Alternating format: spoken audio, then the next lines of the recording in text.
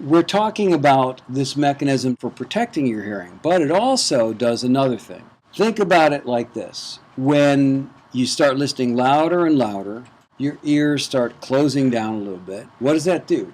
That limits the loudness to your eardrum to protect it. That's the mechanism to protect your hearing, but it also has an effect of actually limiting or compressing the sound. And when you do that, you're actually reshaping the envelope of the sound. So let's just say I'm standing here and I make a loud clap sound, right? And the energy goes into the ear, and then the ear starts sensing it's really loud. And of course, the envelope is, like wham, crack, and then you've got that time domain example of a sound going into your ear. By the time it hears this loud part, the muscles are starting to react and they start closing down and change the shape of the envelope slightly. When that happens, you're actually changing what frequencies are in the sound. Remember, we talked about the frequency domain and the time domain being linked.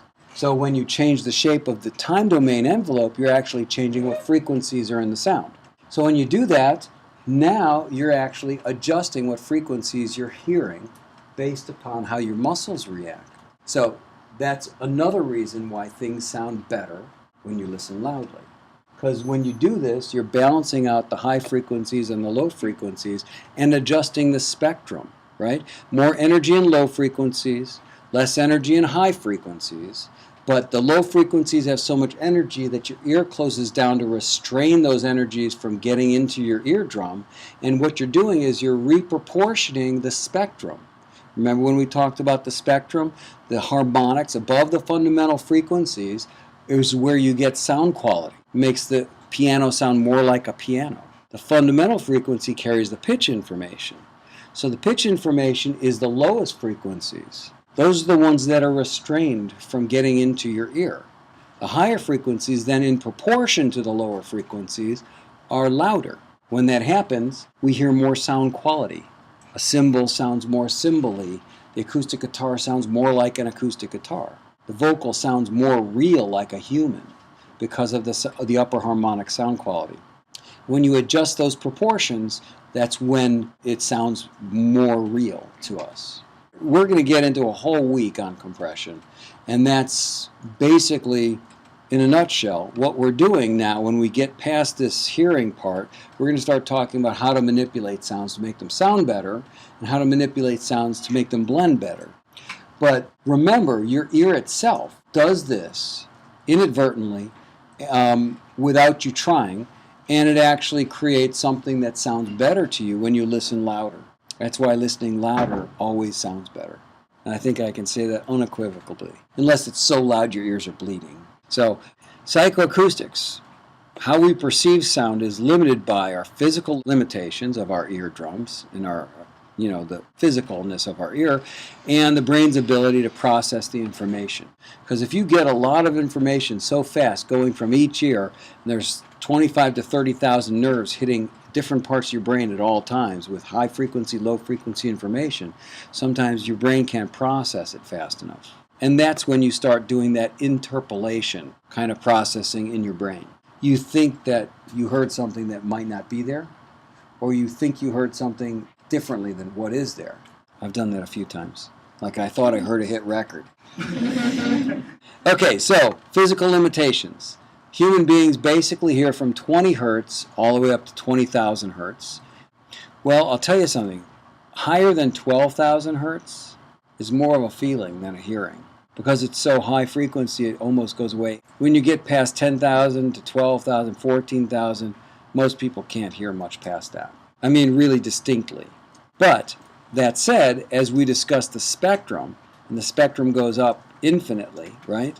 Those frequencies actually matter to how we perceive frequencies in the area that we can hear, because it completes the spectrum.